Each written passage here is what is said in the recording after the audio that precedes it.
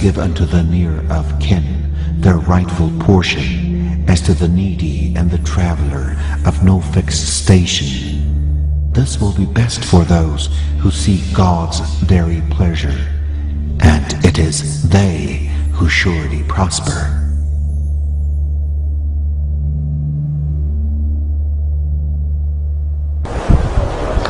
بسم الله الرحمن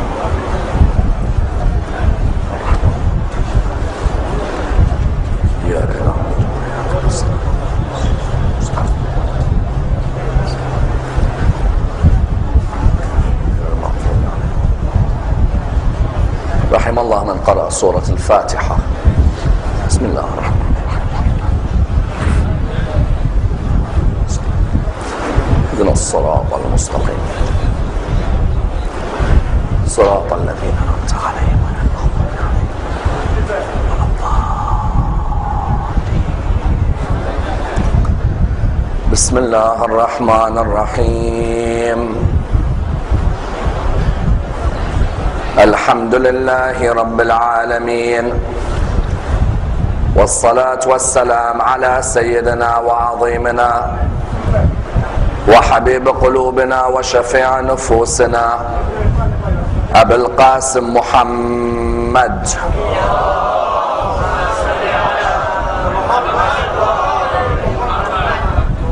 وعلى أهل بيته الطيبين الطاهرين وأصحابه الغر الميامين. الحمد لله الذي جعلنا من المتمسكين بولاية سيدي ومولاي علي بن أبي طالب.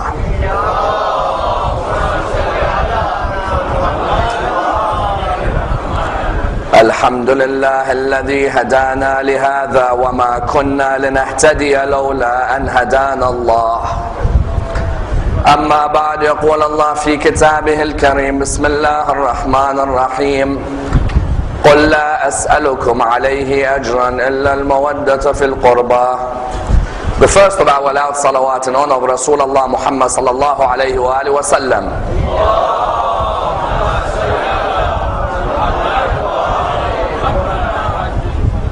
The second in honor of Amir al-Mu'mineen Ali ibn Abi Talib.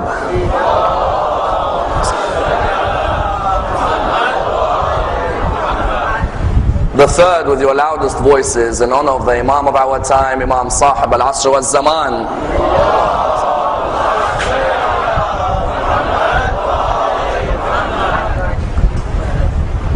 There is a request for the brothers to come as close to the front as possible. Sallu ala Muhammad wa ali Muhammad.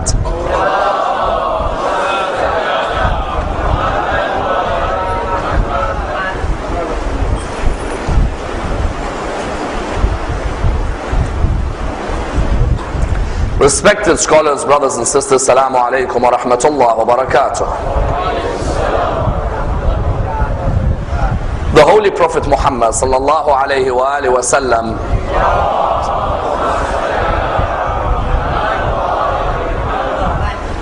was born in the year 570, known as the year of the elephant. He occupies a prominent position within the religion of Islam and is revered as the greatest personality within the religion.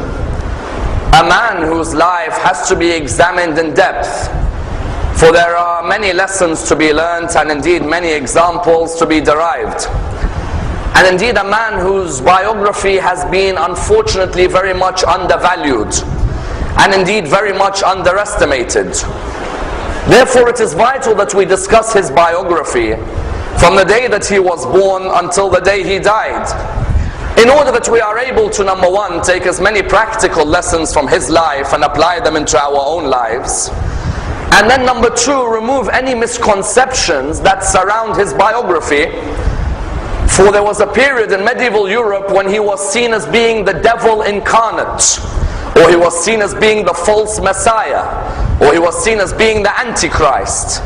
And therefore there is a need for us to dissect the biography in order that we present him in his true light as a mercy for mankind and a moral exemplar to everyone. As we said, he was born in the year 570, known as the year of the elephant. The Arabs did not have a calendar dating system as such.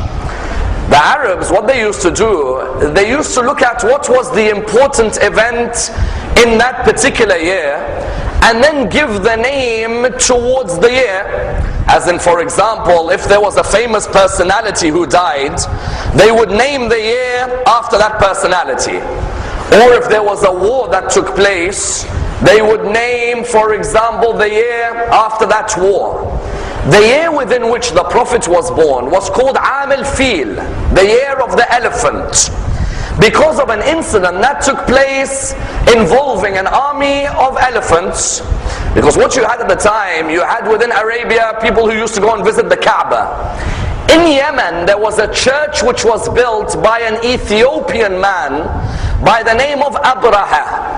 Mark the words Ethiopian, because Abraha's niece is Bilal al-Habashi's mother.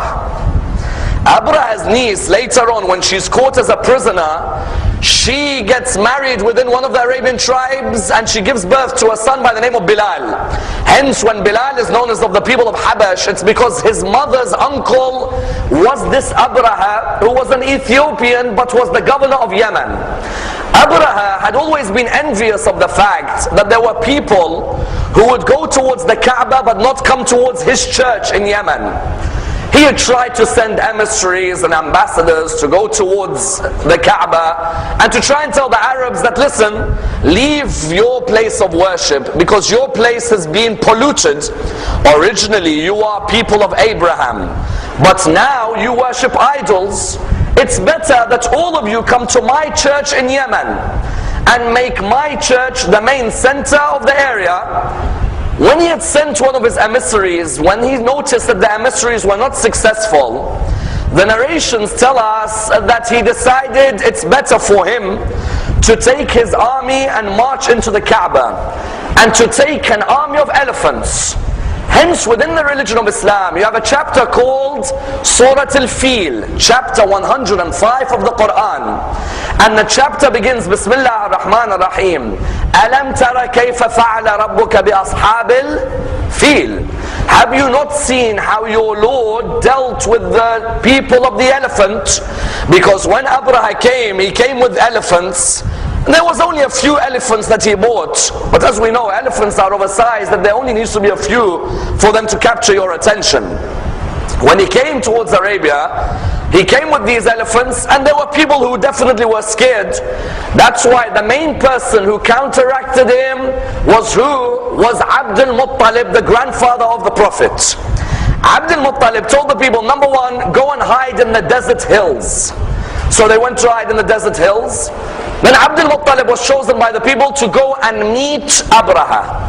Notice from the beginning of the biography of the Prophet, we see that the line of Abraham through Ismail is still looking after the birthplace of Ismail.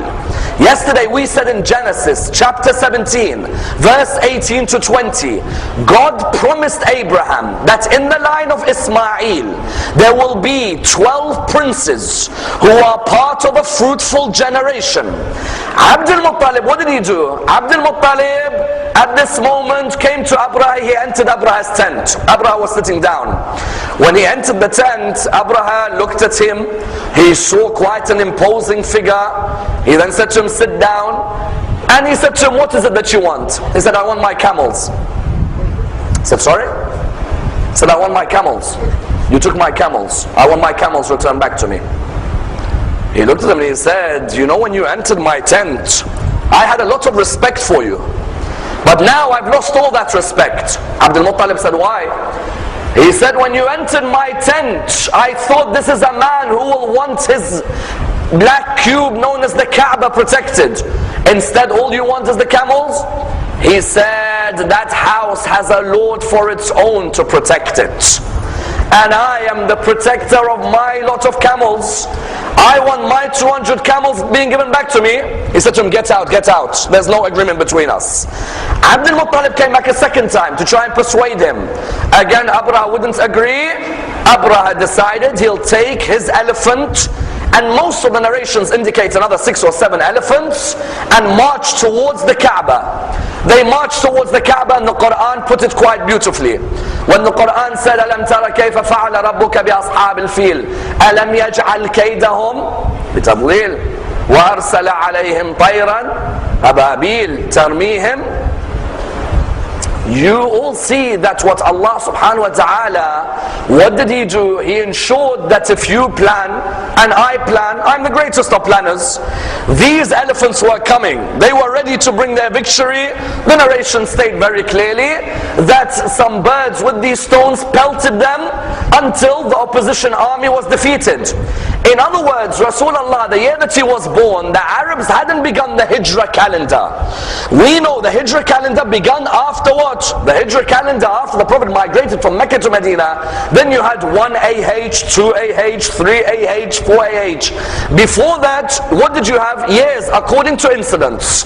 So the date of his birth is differed on between the different schools in Islam. Our brothers in other schools celebrate his birth on the 12th of Rabi' al-Awwal.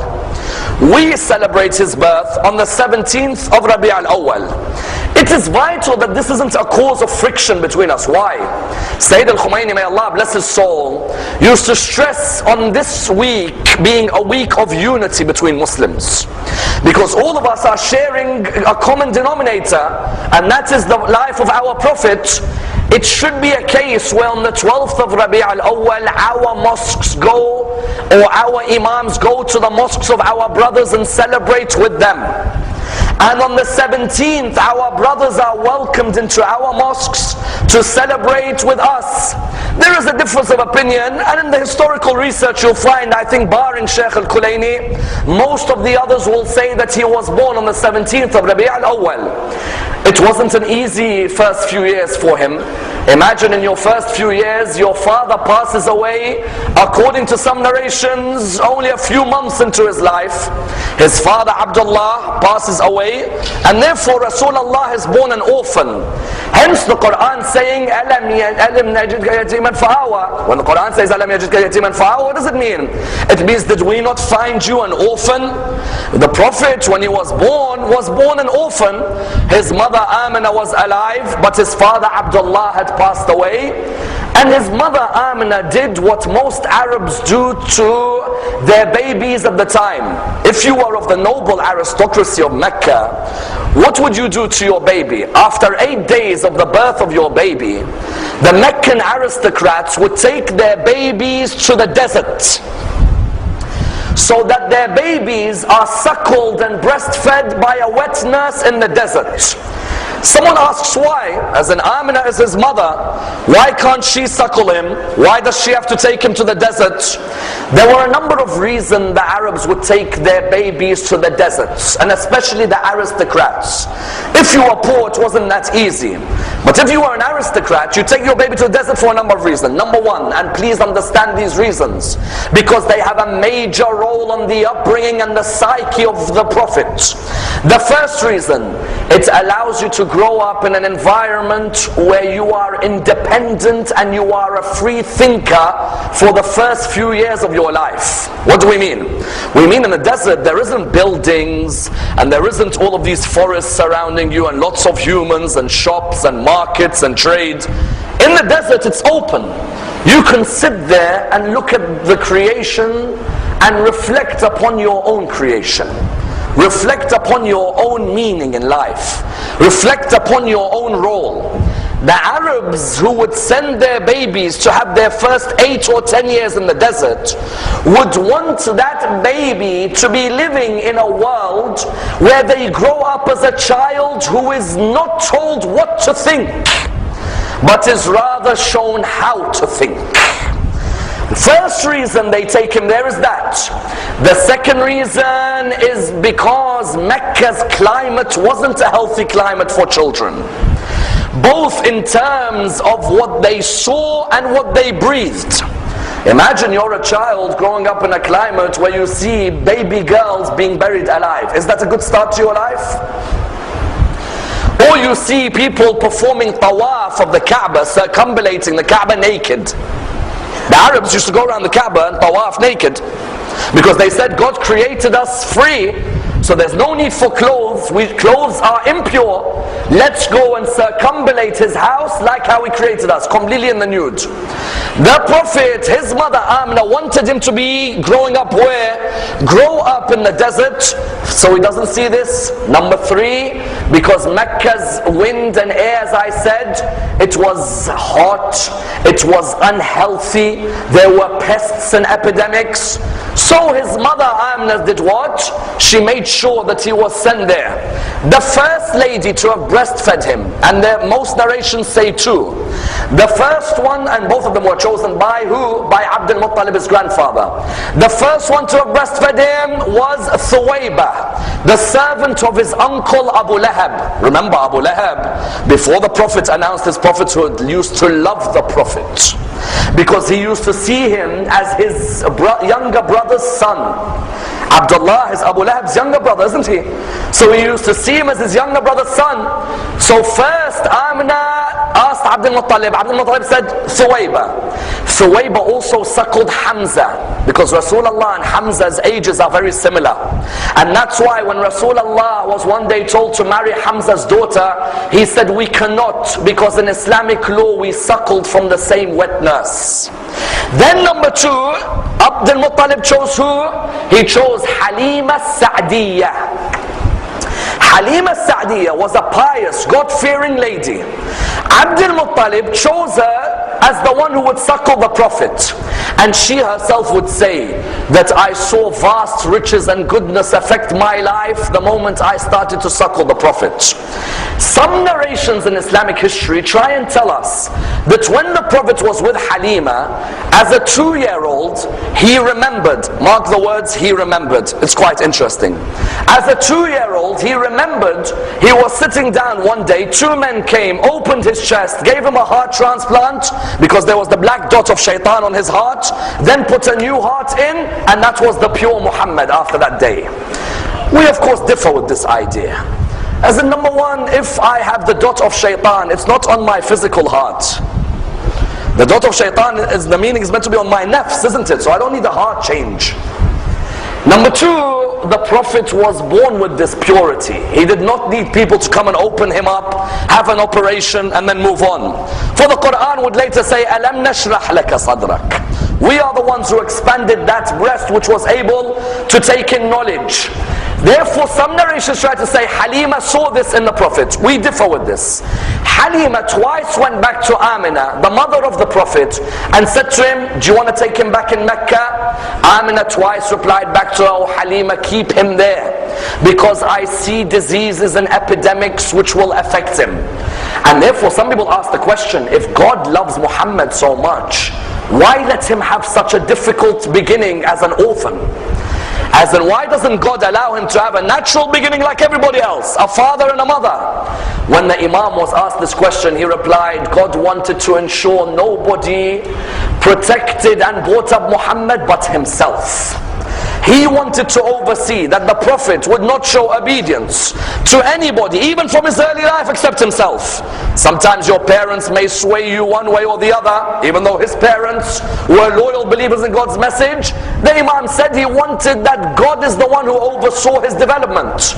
Therefore you find from a young age, his father dies, then his mother dies, then after that what? After that his grandfather Abdul Muttalib looks after him. His grandfather dies within a couple of years. Then he is brought up by his uncle Abu Talib. His uncle Abu Talib acts as the backbone not only to him but to the message of the religion of Islam. That uncle Abu Talib preferred his nephew even above his sons. And his wife Fatima bint Asad was exactly the same. His wife Fatima bint Asad, when the Prophet buried her, he said, this is my mother. This is the lady who preferred me above her sons. This is the lady who used to clothe me and wash me and look after me. And she is the one who nourished me. You notice that these were the two who looked after him. And that's why the Prophet from a young age, there is a certain question that is asked. What do we know about him before the age of 40? Because in a few moments, we'll look at him from after the age of 40. But before the age of 40, if you were to ask many Muslims, tell us about your Prophet before the age of 40, many are unaware of his biography. You notice that before the age of 40, when Abu Talib was bringing up, Abu Talib, the Prophet would latch onto him everywhere. To the extent that Abu Talib himself narrates, one day I was about to leave for Syria on a commercial expedition. The young Muhammad was only 12, he latched onto me as I was leaving. When he latched onto me, it hurt me that this my nephew is an orphan. Let me take him with me. The narration states that he took him towards Syria. On the way towards Syria, they walked past a monastery. The monk, when he sees these people coming, they say to him, we are coming here to reside for the night. The monk looks at them, what does he say? The monk says to Abu Talib, all of you can come and are welcome to eat what you want to eat. But Abu Talib, I want to ask you a question. He said, what is it? He said, you know that young man was walking alongside you. Bring him tomorrow with you as well. Abu Talib said, very well, I'll bring him tomorrow. The next day when Abu Talib came, he looked at him and he said to him, where's the young man? That young man who was walking alongside you? He said, my nephew. He said, yes. He said, he's just over there. He said, call him towards me. At the age of 12, and this is one of our proofs within Islamic theology, that from a young age he was already inspired with the knowledge of God and the knowledge of his mission. At the age of 40, it's not that he became a prophet, it's that he was now told to announce his prophethood.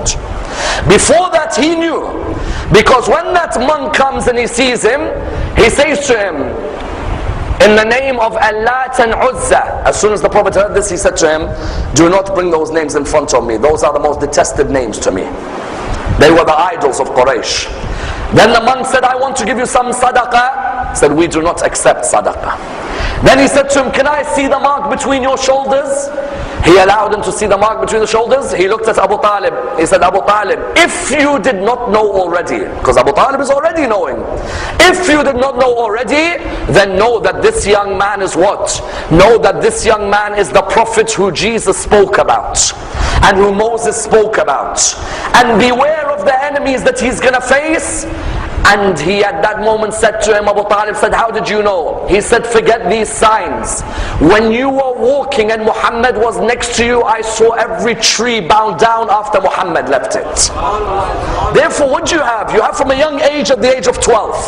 But even after the age of 12, there is this innate love for justice and removal of oppression. In which way? One of the greatest incidents in his young age was at the age of 20. And years later, he would always refer back to this. At the age of 20, he refers to when he joined and formed a group called Hilf al-Fudul. Hilf al-Fudul, what was it? In Arabia, many people would come for the markets. When they'd come from the markets, they'd come from outside the market area. When they'd come from outside the market area, the narration states, they'd come from outside the market area and they'd bring their goods and the people of Arabia would buy. One of these people came from Banu Zubayd, or some say Banu Zabid. He came to sell some of his goods to Al-As ibn Wa'il, the father of Amr. When he sold his goods, he said to the father of Amr, he said, Al-As, give me my money. He replied back to him by saying, which money? He said, you've just taken my goods, I want my money back. He said, there's no money for you.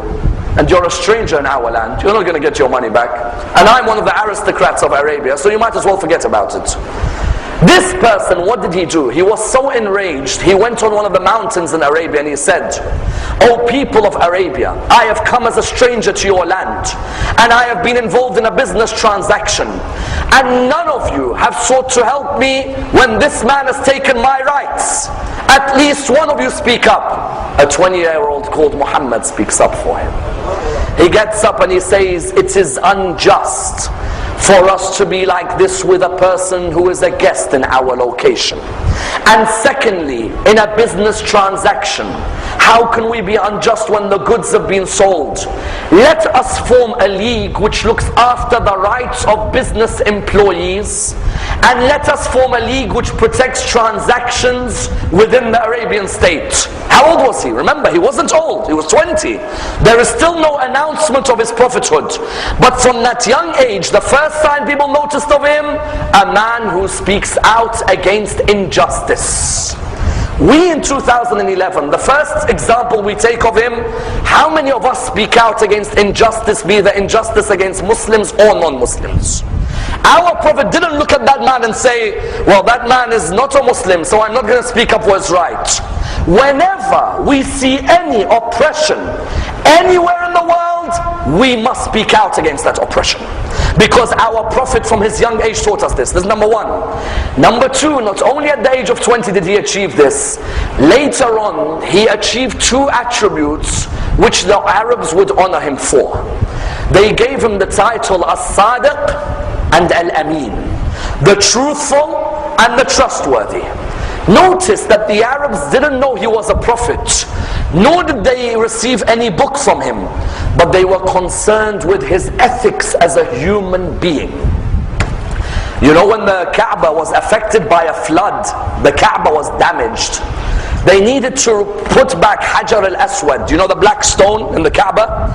They needed to put back Hajar al-Aswad into the Kaaba. The Arabs had a fight with each other, and you know, unfortunately some of these Arabs were fighting a bit too easily. The Arabs had a fight with each other, and amongst the fights that they had was this one: who puts Hajar al-Aswad back in its position?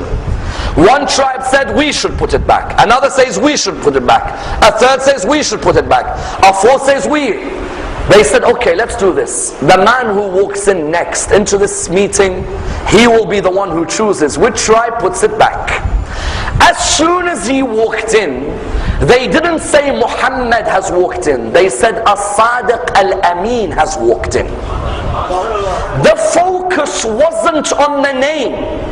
The focus was on the morals of the man. Today in Islam, there is too much focus on names and not morals.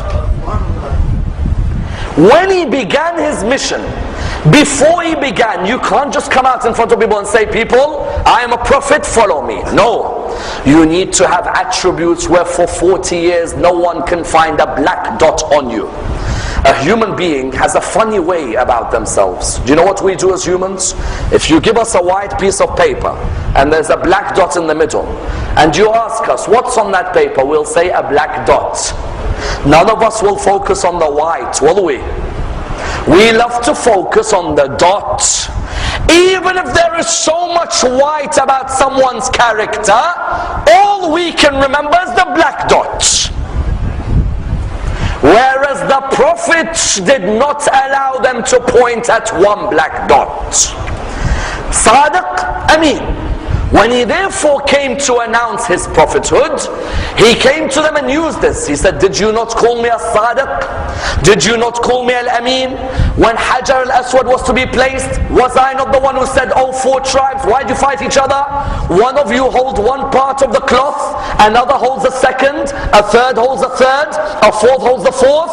Carry Hajar al-Aswad, all four of you, and I'll pick it up from you and I'll place it.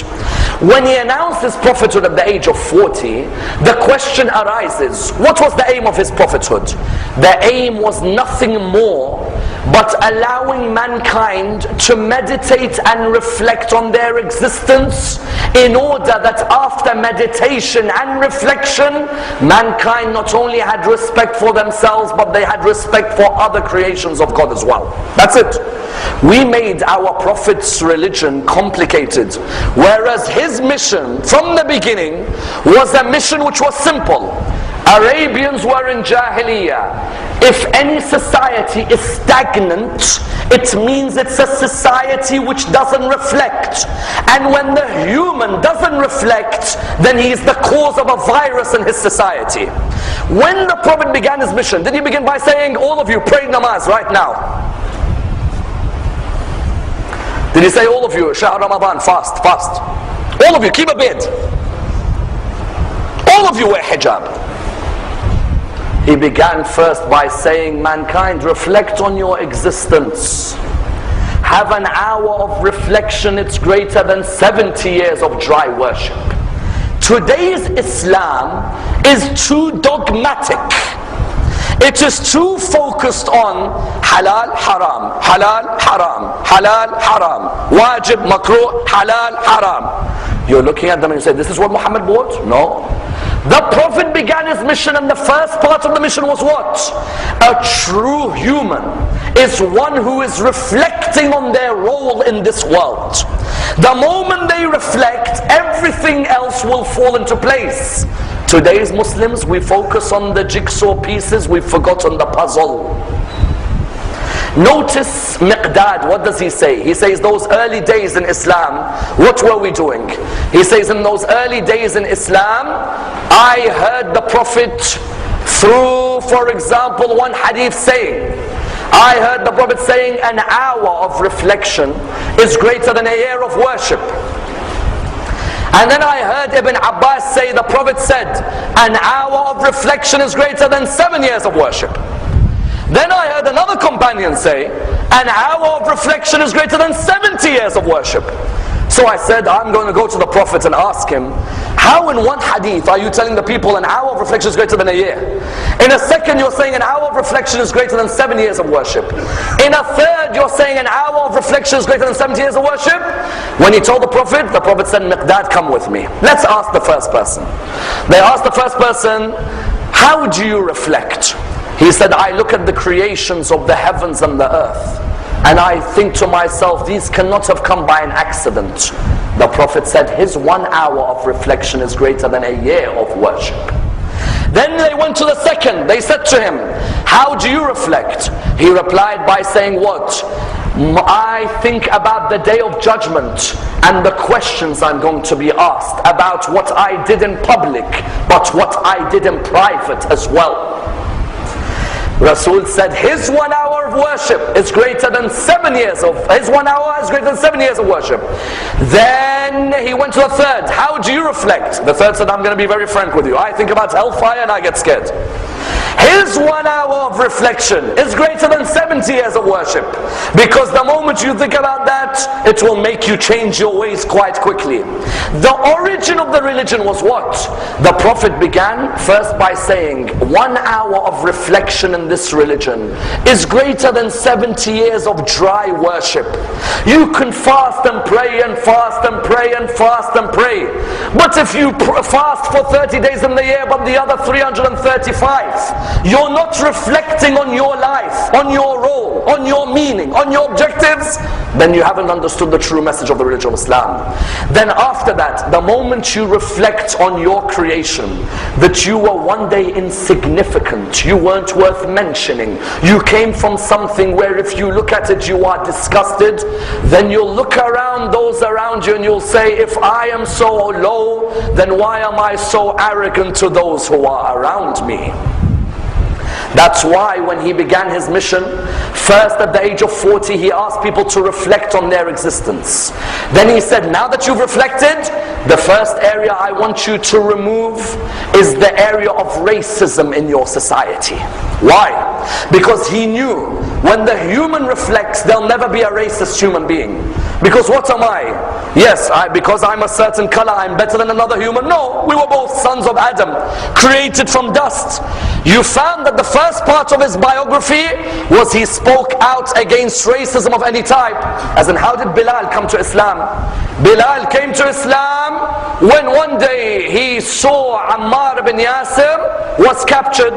When Ammar ibn Yasir was captured, the early aristocrats of Quraysh looked at Ammar and they said to Ammar, oh Ammar, are you the one who's trying to come forward and you're trying to say that Muhammad's religion is the one we should follow? Ammar said yes. He said, explain to me Muhammad's religion.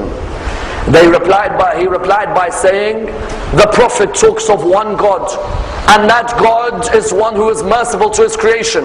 He has given them free will, and that God has a day of judgment where he will judge us, but he will not judge us on our race.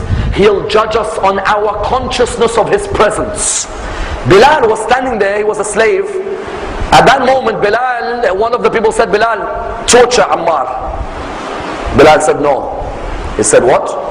Bilal, you black slave, torture Ammar. He said, no. How dare you, Bilal, we brought you up, torture. he said, I have never heard of a message where there is a religion where a man with my skin complexion is protected, where a man of my skin complexion is honored. Notice here that Bilal, when he came towards Islam, it's because number one, there was the avenue of reflection by the Prophet. He allowed the religion to be intellectually spread, not emotionally. Intellectually there was a spread. When Bilal heard this, Bilal would later on, the Prophet would destroy any area of racism. How? He would come forward and say, when he reached Medina later on, the Prophet would come forward and say that I want someone to call for prayer. The people came forward and they said, who is it that you're going to call? He said, Bilal, go up and recite the adhan. In one step, he destroyed racism right from the beginning. Therefore, number one, racism, Rasulullah taught that is to be destroyed from the beginning of his message. Number two, not only do you respect people of different races, learn to respect people of different religions. Because in the early years of his prophethood, his companions were being tortured. So the Prophet came to Ja'far ibn Abu Talib, Ja'far the son of Abu Talib.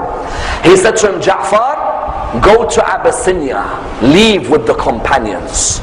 Ja'far said to him, where shall we go and why? He said, Ja'far, go to Abyssinia because you will meet a Christian priest. Notice the message. On the first level, he wants to remove racism. You respect other humans. Then number two, respect people of other religions. If their principles are the same as ours, then they are closer to us than people of our religion who are hypocrites with our principles. Ja'far goes to Abyssinia and he meets the Christian priest. Amr ibn al-As is alongside Ja'far. When Ja'far comes, the Abyssinian priest says to Amr ibn al-As, who are these people? Ja'far replies by saying what? He replies by saying, we are people who believe in all the prophets and the final prophet of God, who spoke about Jesus, son of Mary. When the priest heard this, he said, what does your book say about Jesus, son of Mary? He said, our book says that Jesus, son of Mary, was born from a virgin birth, and a chapter is named after his mother, Maryam. This Abyssinian priest, the Prophet could have easily said, but he's a Christian and they believe in crucifixion and we don't believe in crucifixion. No, he is a fellow believer in God and there is more in common between us than there are differences. Notice the attitude at the beginning of the religion. It wasn't an attitude like some Muslims today, where they don't look at another human being as a fellow member of humanity, rather they look at them as disbelievers. The early message was what? Number one, no racism. Number two, respect people of other religions, because those people have principles which we preach and understand. And that's why Ja'far, because of this, was allowed to stay in Abyssinia and build the early Muslim community in Africa. That was number two. Number three, in the early years in Mecca, he noticed, not only respect other humans, not only respect other religions, respect the other gender as human beings. Because these girls were being buried alive. The Prophet was noticing that these people had no morals. They were taking the girls and burying them alive. Even someone like Umar ibn al-Khattab himself narrates. Umar ibn al-Khattab narrates that in the days of Jahiliyyah, before Islam came, we used to bury our daughters alive. He says there are two things. One of them makes me cry and one of them makes me laugh. He said the one that makes me laugh is that we used to worship a god made out of dates. They made an idol made out of dates. You know dates which you eat? And he says we used to worship it, but when nobody's looking, we take a date and we eat it. By the end of worship, that god was dead. Then he says, that used to make me laugh. Then he says, there was an area which made me cry when I used to bury my daughter alive. Says, my daughter held on to my beard as I was burying her. But I got the spade and I hit her and I buried her alive. Rasulullah, the Prophet, would notice, if I've come to this society, I first told them to reflect. They've begun to reflect. First, let them respect fellow own nations and not be racist. Second, let them be tolerant of other religions. Thirdly, let them respect the role of the woman in society. Because if I give the rights to the woman, then we'll have great nations. Notice what he does. First, the woman is not to be buried alive. Second, the woman is to inherit and not be inherited. In the past, woman would be inherited. The Prophet comes and says, no, she has the right of inheritance. Number three, a dowry is to belong to the woman.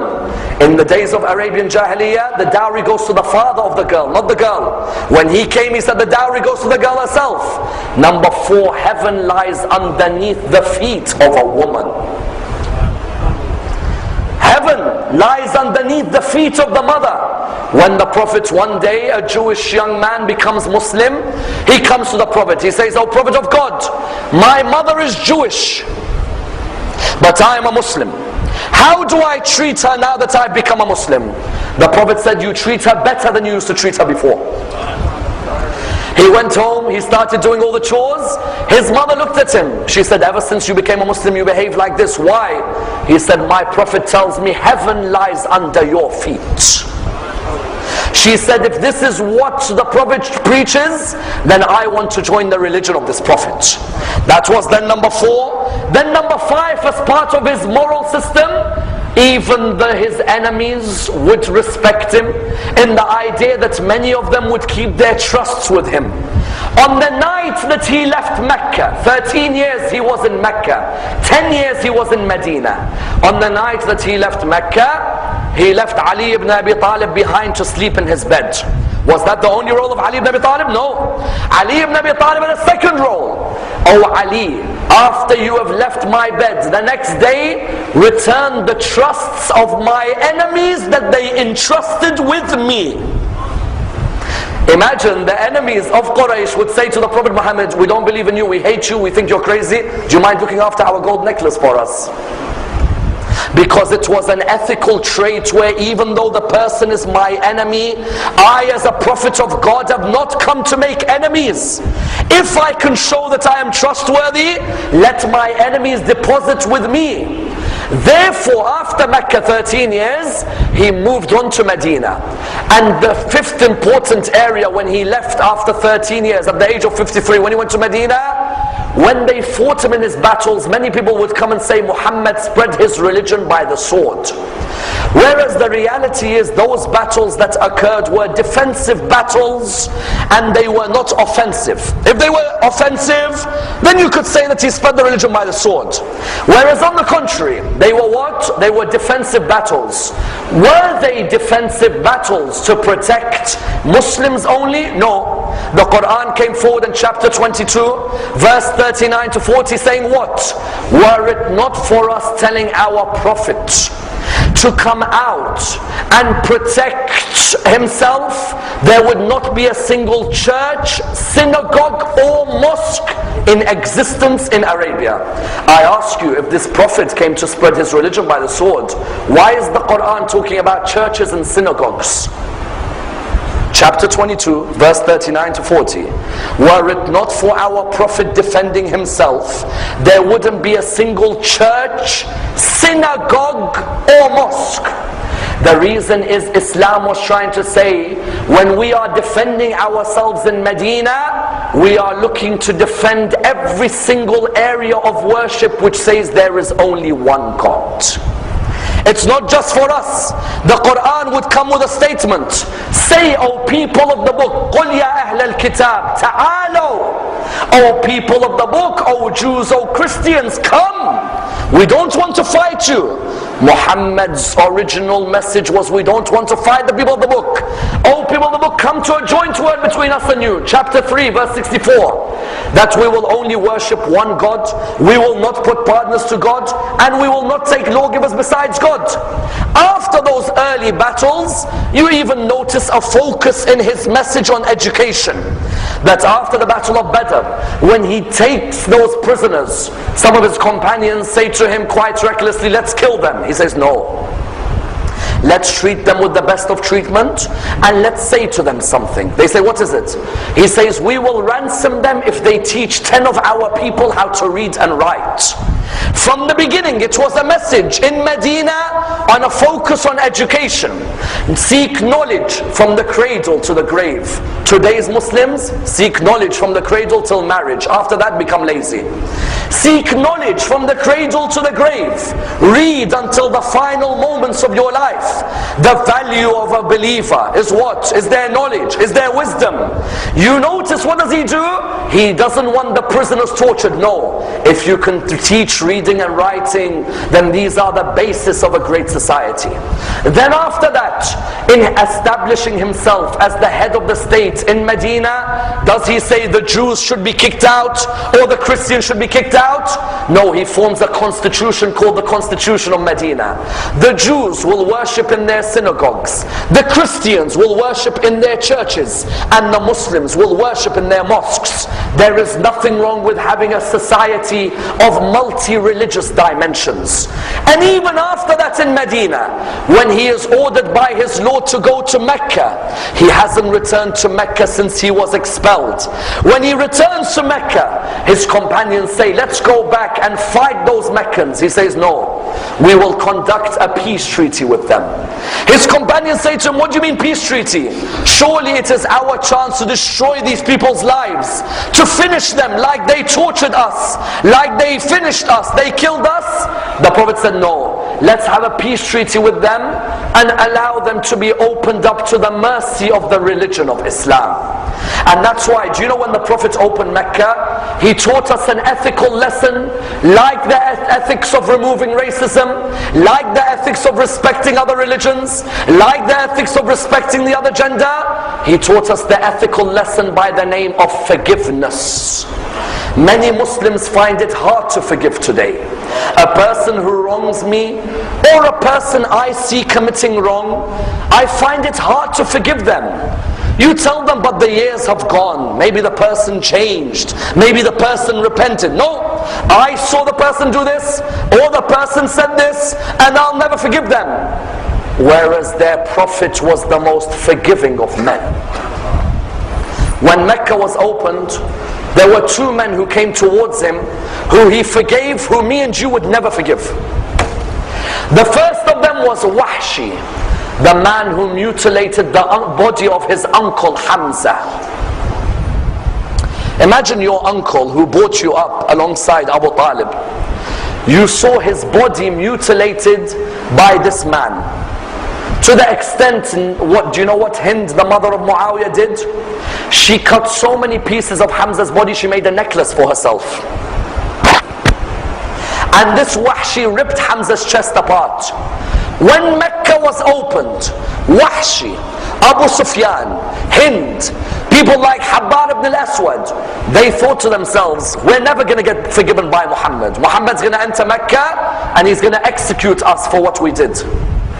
Wahshi and Habbar said, but we hear Muhammad's a man of mercy, and that his religion is merciful and forgiving. He came to perfect the akhlaq of man. إِنَّمَا بُعِثْتُ لِأُتَمِّمَ مَكَارِمَ الْأَخْلَاقِ.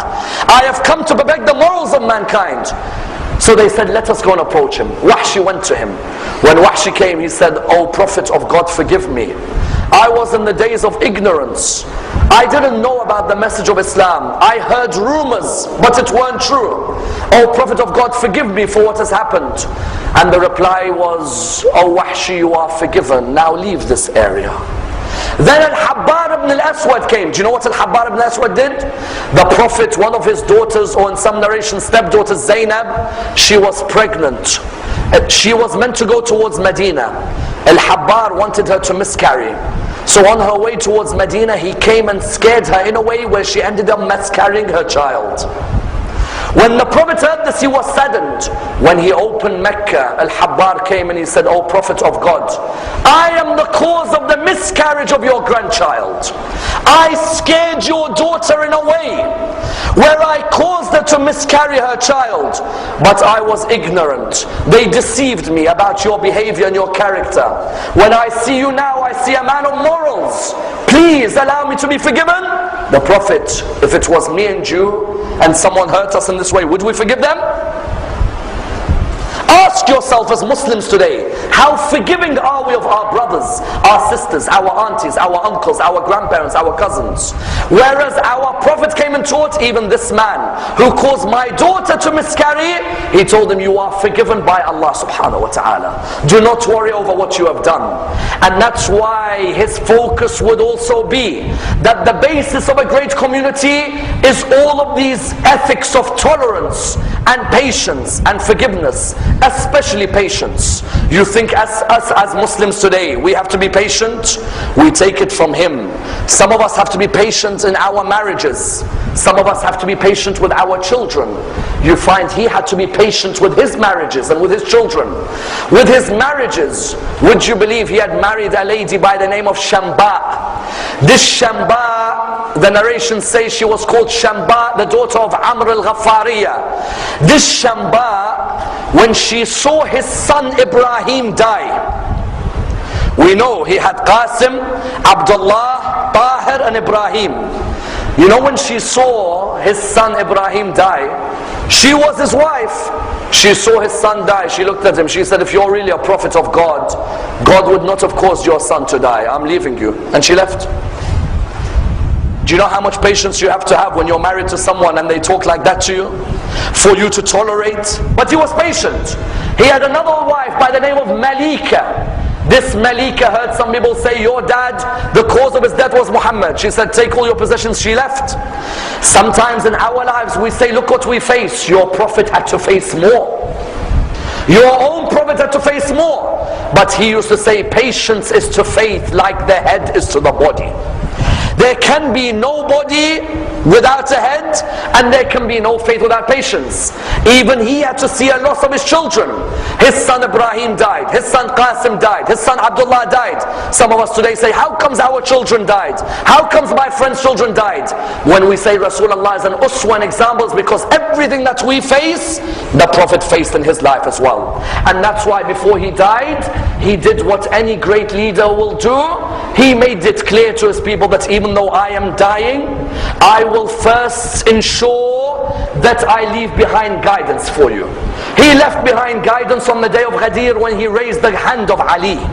And he made it clear to the people that I will never leave this world without ensuring that there is a guide for you who continues to protect the message in the way I gave you the message. But his final act was a true act of charity.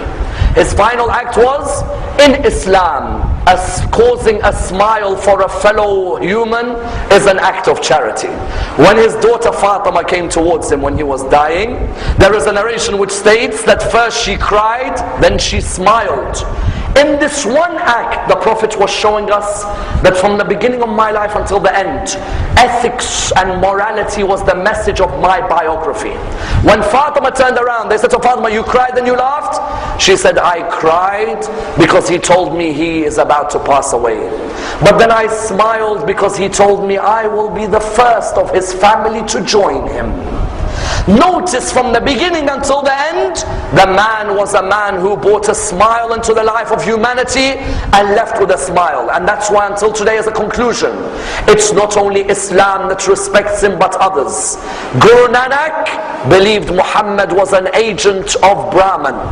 You find, for example, that somebody like the Christians, the Latter-day Saints, say although we do not believe in him as a prophet, we say he was a moral exemplar to mankind. And no better words than the words of Gandhi when he said, it is impossible that millions are attracted to this man because of his sword. No, it's not his sword. It was his pledges which he kept, and his simplicity in his life, and his devotion to his family and friends that made this man the man that he was. Gandhi then said, I was saddened when the second volume of his biography I finished reading, because I wished I had learnt more about this man, a man who there is none like, a man like Muhammad sallallahu alayhi wa sallam.